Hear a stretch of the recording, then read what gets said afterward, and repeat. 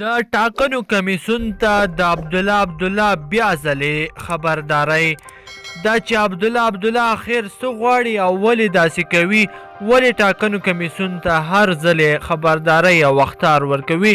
مطلب را سره تر پایه پورې وګورئ، په هر څه به خبر سئ. ګرانو لیدونکو السلام علیکم.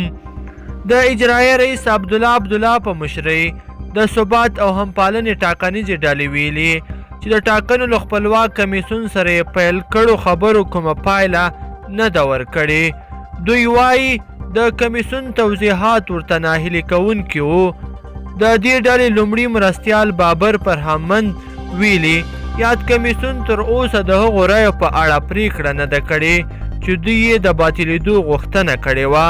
هغه ویلي کمیسیون د دولت جوړونکي ټیم تر فشار لاندې دی او له همدې امله د تقلبي رایو پر باطلېدو بریالی شوی نه دی.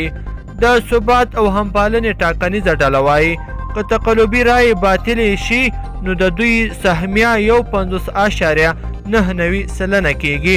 د دوی د ټاکنو کمیسیون ته خبرداری ورکړی دی چې که چیرته تر راتلونکي شنبې یعنې هفتې پورې تقلبي رایې باطل اعلان نه کړي نو دوی به خپل لاریونونه او مدني اعتراضونه لا پراخ کړي. د یادونې وړ ده چې د یادې ډلې پلویانو په 7 ولایتونو کې د ټاکنو کمیسیون سیمه ییز دفترونه تړلي دي. دا په داسې حال کې ده چې د تیر ځل په ټاکنو کې عبدالله هلته د انتخاباتو نهایي پایلې نه وې منلې او په دولت کې سهم غوښته. اوس بیا هم د دولت جوړونکي ټیم یعنی محمد اشرف غني ته چل جوړ کړی دی تر څو هغه ورته په راتلونکي حکومت کې جای یا کوم موقف یا اجرایه ریاست ورکړي. خو اشرف غني په بار ځلې ویلي دي او ټینګار یې کړی دی چې دولت چې لکه انداز یعنی ثبات او همکارۍ ټیم څخه به یو چوکۍ هم ورنه کړي.